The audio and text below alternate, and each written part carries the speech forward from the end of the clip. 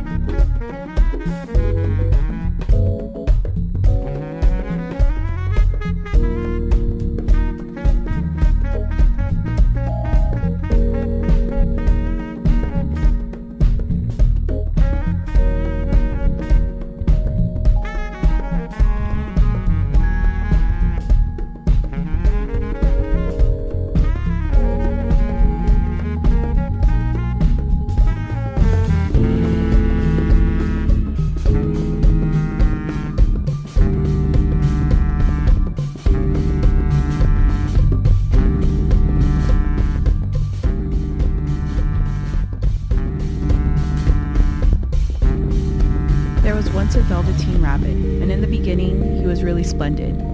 Later he was something other than splendid. But this is the beginning, and splendid will do for a start. He was fat and sleek, as a good rabbit should be. His coat was skew-bald with deep rust-brown patches. He had real thread for whiskers, and the inside of his ears were slick with pink. For a long time, he lived in a cupboard with the other unnecessary toys. And no one thought very much about him. The rabbit could not claim to be a model of anything, for he didn't know that real rabbits existed, and he thought that they were all stuffed the sawdust like himself.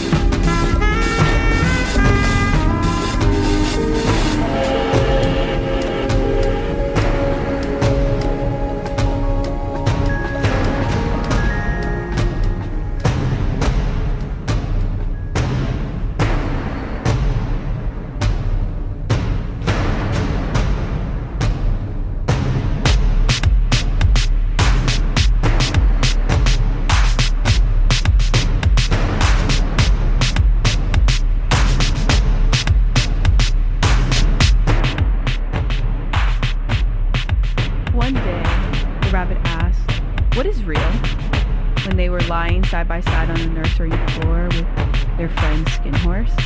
Does it mean having things that buzz inside you and stick out like a handle? Real isn't how you are made, said the skin horse.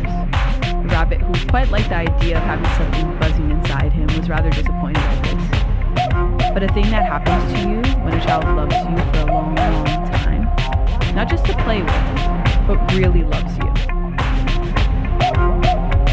Then you become real.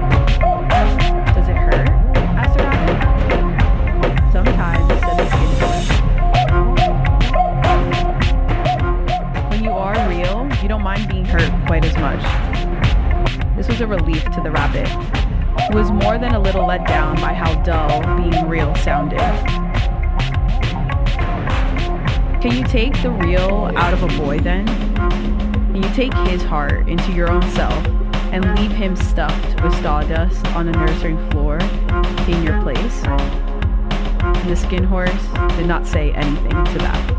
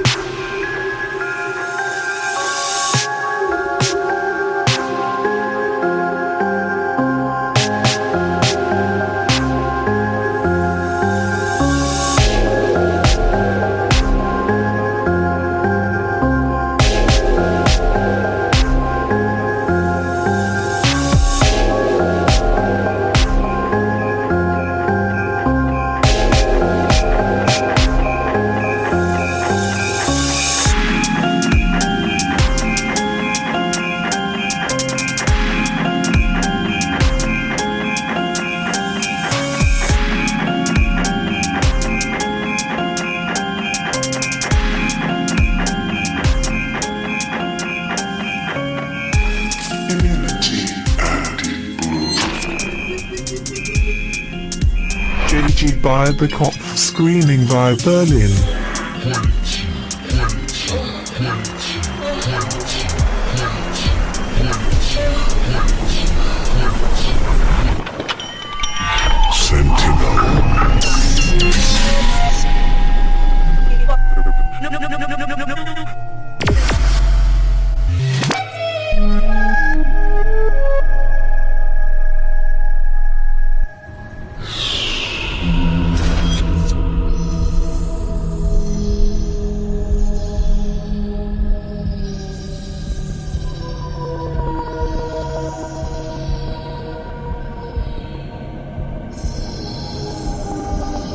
Exo.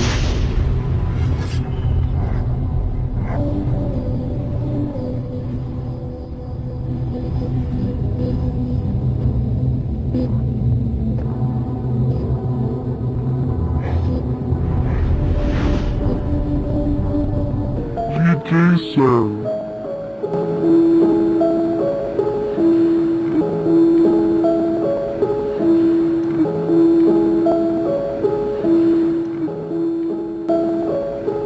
In the nursery, there was a tiresome sort of person called a nanny, and she was difficult to anticipate.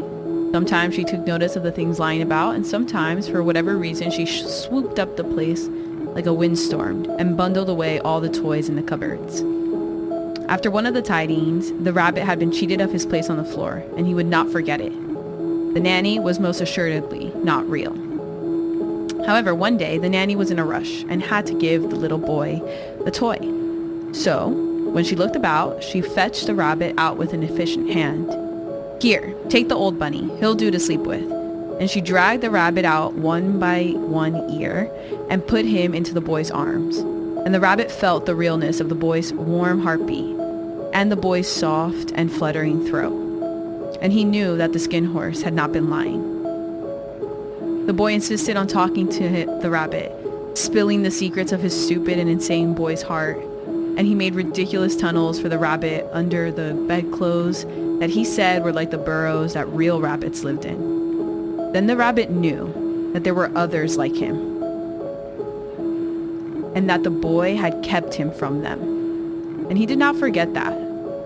And when the boy made him play his insipid games after the nanny had gone to bed, the rabbit burned in shame and anger. But when the boy dropped off to sleep, the rabbit would wriggle down under the boy's small hot chin and above his small hot heart and listen to his dreams. And then it was the rabbit's turn to play.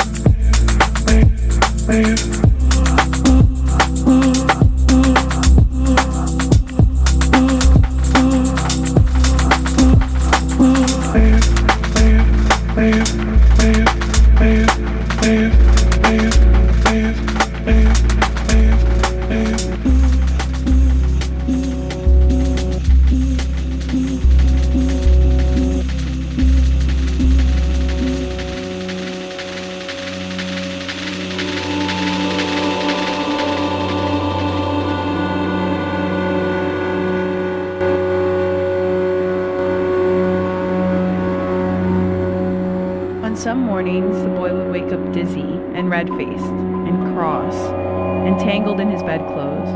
And on some mornings, the boy could not get out of bed at all. One morning, the boy woke up and was sick in the hallway.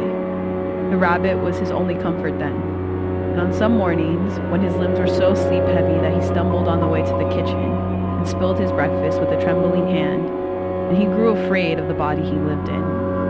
So time went on, and the little rabbit was very happy.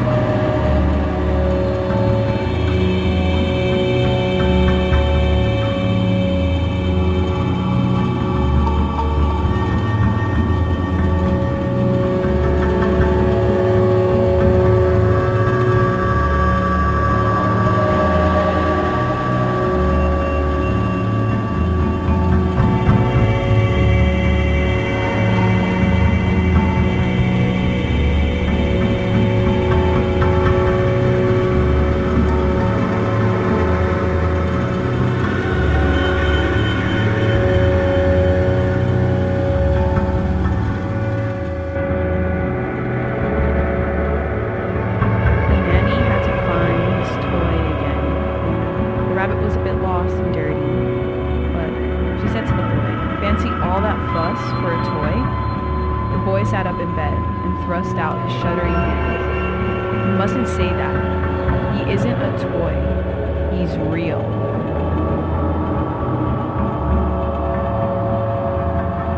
When the little rabbit heard that, he was too happy to sleep. That night he grew fatter and sleeker and stronger, and into his boot-button eyes that had long ago lost their polish, there came a look of happiness so bright that even the nanny noticed it the next morning when she picked him up, and she smiled to see it.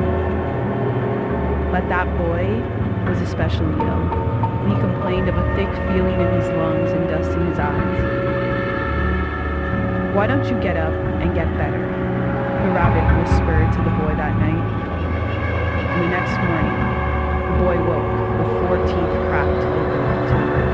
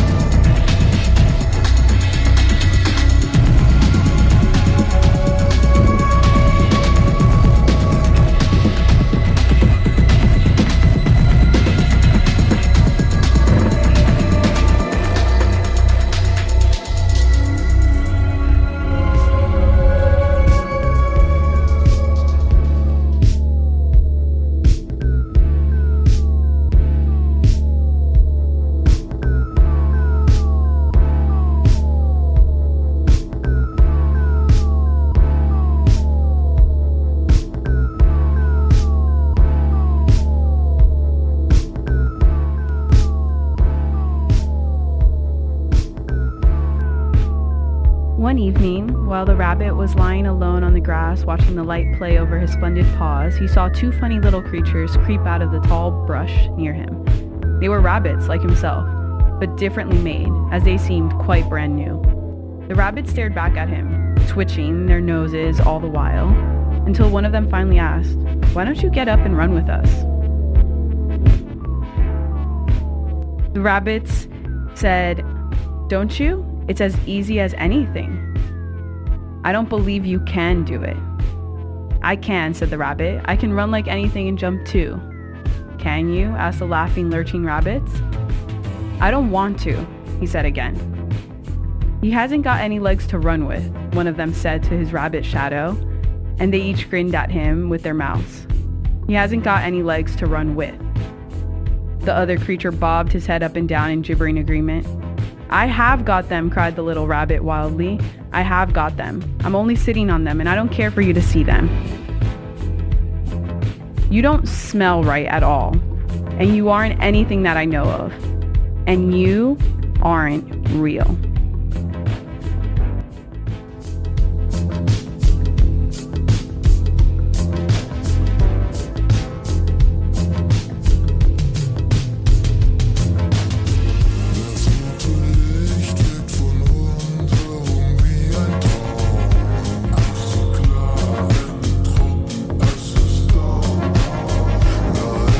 Gestern mit heute im kleinen Raum.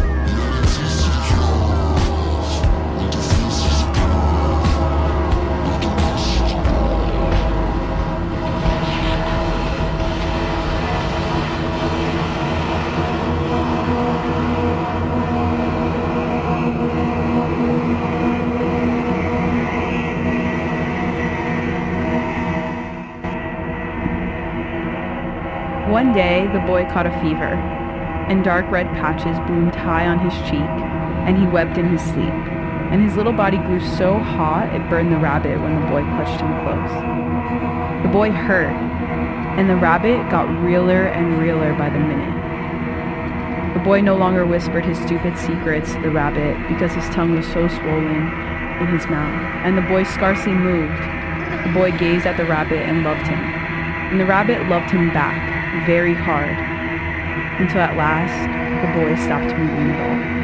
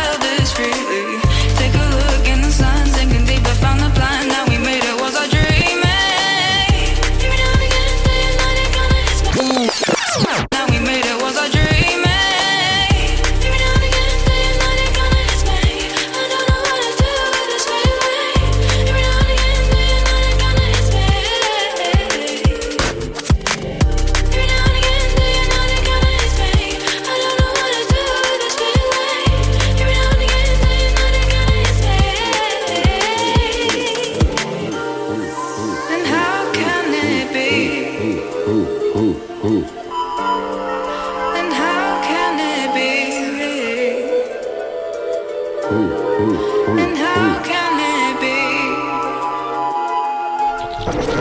How can it be?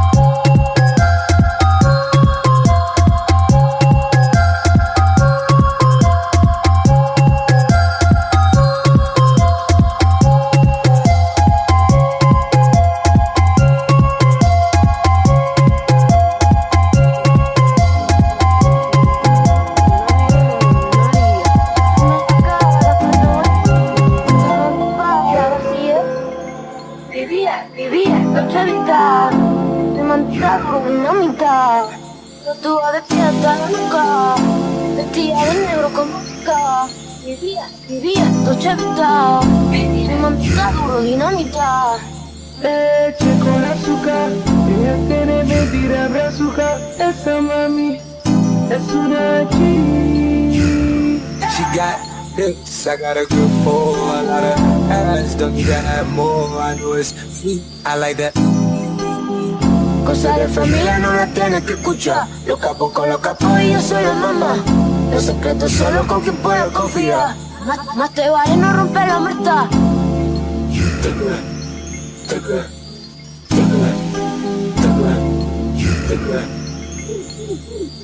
Un amigo nuevo en una haría.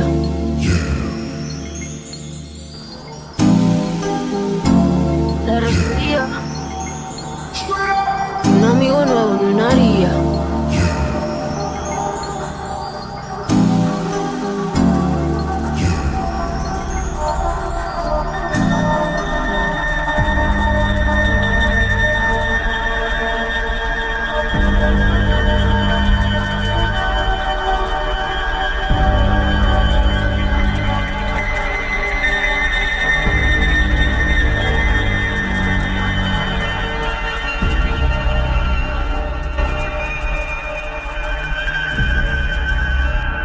It was a bright, bold morning, and the windows had been thrown wide open to let the breeze in. They had carried out the boy of the room, wrapped like a new toy. Little Rabbit peeping out, listening as they talked about arrangements and doctor's orders. The entire nursery was to be disinfected, and all the toys that the boy had ever played with were to be burned.